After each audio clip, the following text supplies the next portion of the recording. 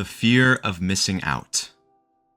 A feeling of anxiety that you're missing out on a rewarding or interesting experience. FOMO has been around forever. It's in our nature to feel anxious if we feel like we're being left out of something good that others are doing. Whether that's seeing the newest blockbuster film everyone's raving about, or doing the latest TikTok trend in hopes of going viral. Everyone ever has experienced FOMO at some point. But what does FOMO look like for video games? I read a comment from one of my older videos, and this viewer brought up a good point. Newer gen games are using FOMO tactics to keep players engaged. And that got me thinking, why is FOMO increasing in the gaming community? We see more and more games with battle passes and limited time events. We see single player games where if you pre-order and give them another $40, you get to play a couple days early. Why? What's the point? Is it more money in the developers' pockets? Well, yes, actually it is. In 2022, the gaming market was projected to reach $145 billion, with microtransactions playing a huge role. We're talking Fortnite, Counter-Strike, any game where you can purchase in-game items.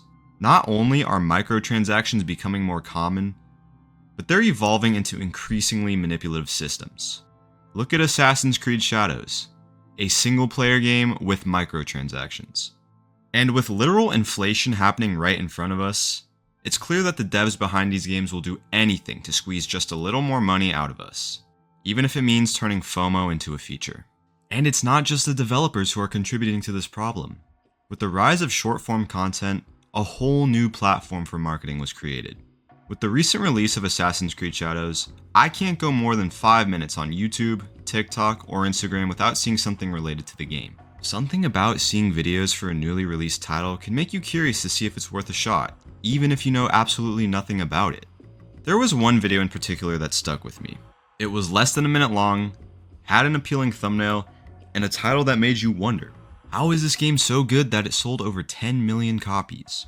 Without even watching the video, the idea that I might be missing out on a great game got into my head.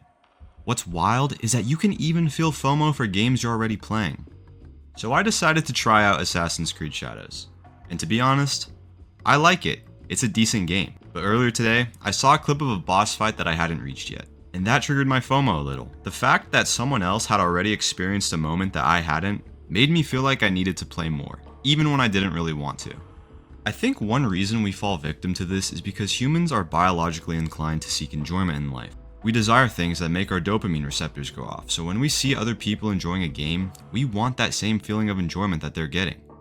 I've been victim to this many times, from the countless reels I saw of Space Marine 2 to the unprecedented player count from Black Myth Wukong. Hype alone can feed a lot into the fear of missing out.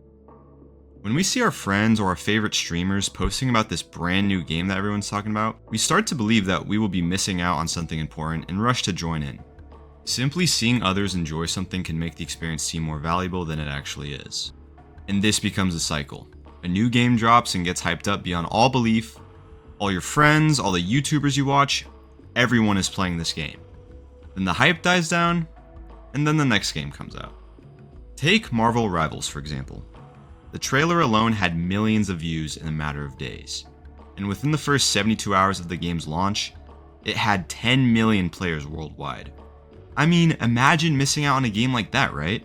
And it's funny I say that because to this day, I have not played Marvel Rivals, but you get my point. Now, another big reason FOMO hits so hard is because of how fast content moves today, especially on social media. The moment a new game drops, our feeds are flooded with clips, reviews, boss fights, funny moments, and insane plays. It's non-stop.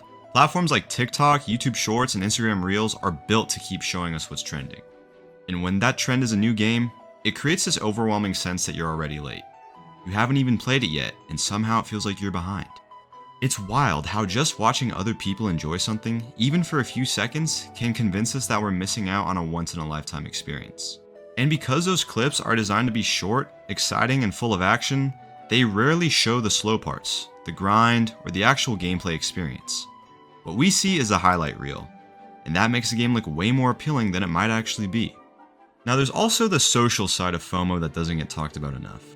Games today aren't just something we play alone. They're part of our identity and how we connect with others.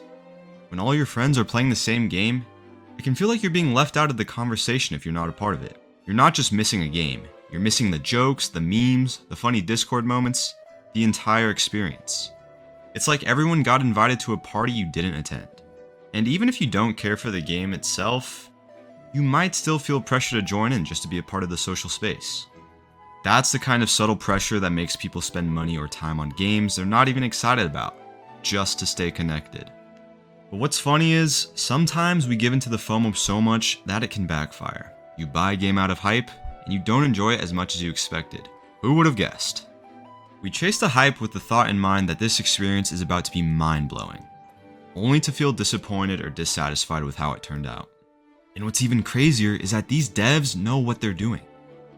Hyping the game to the moon, having us buy into it with pre-orders and deluxe editions and being able to play the game early, just for the game to be an unoptimized piece of garbage. And the cycle continues, game after game. What we really wanted was to feel a part of the hype, be a part of a significant event in our community. So how do we break out of this cycle? How do we stop FOMO from dictating what games we play? The good news is, FOMO doesn't have to control which games we decide to play. Here are some simple ways to recognize your FOMO and keep it in check. One of the best ways to fight FOMO is to just stick to the games that you enjoy. Now this may sound obvious, but it's really easy to get so caught up in the newest trending game that you forget about all the games you actually have fun with. Just because the newest game is blowing up on TikTok doesn't mean you have to play it.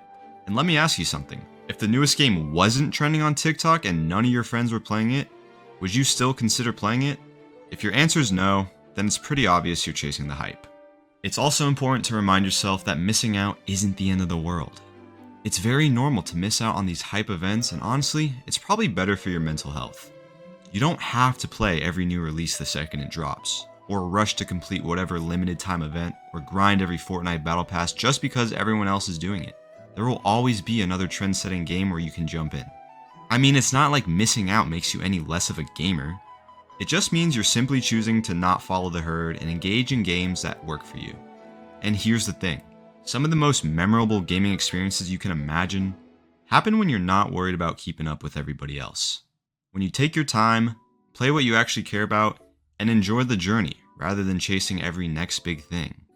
Once you realize or just stop caring about missing out, gaming becomes a lot more relaxing, the way it's intended to be. At the end of the day, gaming isn't about chasing every trend. It's about finding what's fun for you and sticking to that. But that doesn't mean you should avoid new games altogether. It's always good to try out something new every once in a while, because playing the same games over and over again can get boring. The key is to just not overdo it. Try something out because you're curious about it, not because you feel obligated to due to the hype. And that's all I have to say. If you enjoyed this video, leaving a like and subscribing would be appreciated. And if you haven't already, make sure to leave a comment. Tell me about a game you bought out of the fear of missing out, and let me know if you regretted that decision or not. Thanks for watching, and I'll see you guys next time.